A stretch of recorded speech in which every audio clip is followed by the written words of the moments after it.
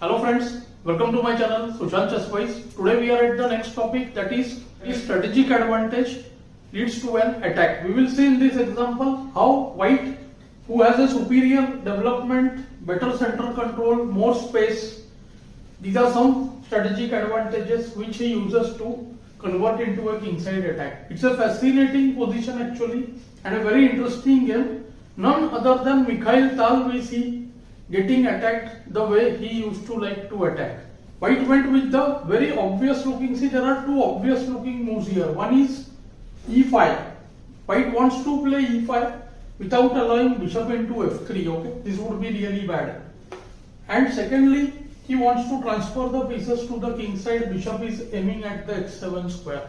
So he uses a strategic move. He plays d5. See, many would think that white wants a passed pawn on d5, which won't happen, right? Because after e takes d5, e takes d5, simply bd5, bh7, kh7, qd5, there will be just trades. Black is looking to get into an endgame which will be highly favorable because two pawns against one on the queen side.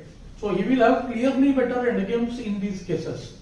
So white's idea of going d5 was after d5, e takes d5, e5, opening up the bishop and queen. Black's b7 bishop is restricted and Tal had seen the move c, knight c4. Black is trying to play positionally on the queen side, gaining some important squares, and white is trying to go for the king side kill. So here comes queen f4 and see white allows the move nb2. Some very interesting tactical points happen to appear here. It's white to play. What would you play as white over here? Recently one viewer said that I don't explain when to calculate. We have already seen that whenever attacking pieces are more, assault ratio is higher. I have always said that the combinations will happen. That is the main pointer of attack. So if you see all my lessons related to pointers of attack, indicators of attack, constantly I have been mentioning these are the stages when we should calculate. And secondly, how to calculate, but that I have been doing in every lesson. Check, capture and attack we have to see. The problem is that the check is highly underrated. People think that what's their big deal in the check, okay? But it is said that never miss a check. So check, capture and attack, these should be the candidate moves which I always emphasize on. So here see, white sees that bh7 check, kh7, ng5. Do you think that player like Tal has missed this? See, it's not possible that he would have missed just these moves. Something he must have missed later. The knight attacks d3 and d1. So let's get into the line. Bishop h7, kh7, knight g5 check. If king g8 then queen h4, almost winning on the spot. We will go into that. But king can come to g6 after knight g5 check. And there it looks like white has h4, idea h5, but black has the move c, rook c4. Very good defense. The rook tries to attack on the 4th rank, white's 4th rank, and see it looks like there is some problem to the knight because h5 check almost forced, and after kh6 it looks like knight f7 check, king h7, every white pieces, see d1 hangs, queen is attacked. Okay, so nd8, rook f4 would be a lost endgame because d1 is hanging. So till here definitely Tal must have seen, and the opponent also, both of them. But what has he missed then? Let's get to the position now. White played bishop h7 check. See, white's judgment has been terrific, we can say. All the white pieces are centralized, and centralized pieces generally give kingside attack. Even in Tal's own words, if we see the assault ratio is in white's favor. That is why white could make the combination. See, king takes h7, knight g5 check. If king g8 then queen h4. And now see, after re8 there are in fact several ways e6 may win on the spot. Because after e6, see the threat is queen h7, kh8, e7 followed by queen h8 mate. And we take on e6, then there is qh7 check, king f8, again several ways. Knight e6, re6, queen h7, king d7, queen check, kd6, knight f7. Everything leads to win for white. So of course Tal was counting on the line kg6, h4, rook c4. And according to me, what he has missed is after h5, king h6, nf7, kh7, one move in that line. Let's see what. h5 check. First, let's go slowly. See again here also, how do we calculate? Same technique. The check is most important thing here to be done. Apart from that, in this position, see, hardly there is any move. White cannot afford to have slow move. One more candidate, just qg3, that can be considered. But this is how we find the moves.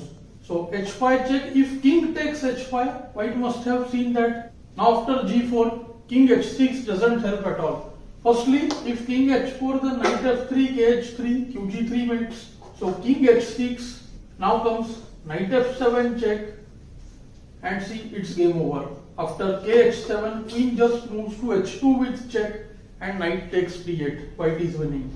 After kg6 to g4, there is simple queen f5 check, h6, and now just see knight f7 check, f7, queen h5 checkmates. So after h5, king h5 turns out to be losing for black. So he was counting on the main defense with king h6, when after see knight takes f7, king h7, queen f5 check, kg8, and it looks like now see white is also in equal kind of trouble, because see knight d8 is met by rook f5, when black would be better. See the d1 rook also hangs, but here he must have missed the power of the move e6, when the point is that now the rook cannot be taken because knight d1 allows e7, queen e8, e takes f8, queen f8, and see white concludes the attack with knight h6. Typical attacking patterns emerge. So g takes h6,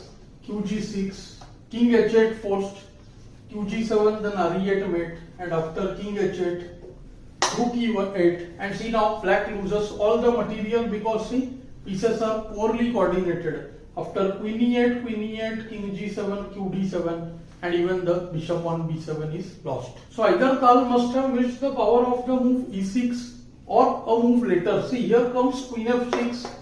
Maybe he has seen this as well, but now again see queen takes f6, g takes f6. The very strong rook d2 settles things in white's favor. The thing is that see white is a piece down, but the problem is now with the fast e pawn. There are serious threats. Now see, to knight a4 there is see just knight d6 followed by e7. See, even to rook c7 there is e7 and the pawn would promote. So white will be the one who will remain exchange up. Plus he has got a passer on the h5. Means the knight cannot move now. So white will gain material here. Still black tried here. So rook c6, rook takes b2, rook e8. Now comes knight h6 check, king h7, and the good move nf5. White returns the pawn on e6, and after rook e6, rook takes e6, he saw the very strong rook c2. Now the rook penetrates the 7th rank. Rook, knight and pawn are able to create various mating nets around the black king. So it's almost game over. Let's see few more moves. Rook c6, rook e2. Now there is no defense to rook e7. Black goes bishop c8, rook e7 check, king h8, nh4. White is trying to weave a mating net here.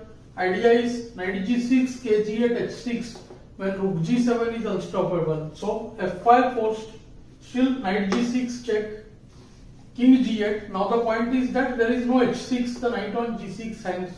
So white just goes rook takes a7. It's time to resign. Not only black has lost material, but he will lose more here because ne7 check is a fork here. The rook leaves the 6th rank, then h6 is winning. We'll see that line. Instant b6 also allows knight e7 check, winning the rook. Rook c1 check, h2, b6, h6, bf7. Amongst many things here, only risky attempt is rook f7, kf7, h7 when rook c8, h8. That is a risky attempt. The knight will get trapped on h8. Still might win. The white king approaches the d pawn. But here the simpler is h7 check, kh7 and just knight e5. See the bishop on f7 is just lost for free. and white wins. So the example here was pretty complicated. It was not a straightforward attack as it looked, and the game went into an end game. But we can say that white's superior positional advantage lead to a kingside attack in this case. I hope you must have enjoyed this lesson. Do let me know in the comments below. Thanks for your time.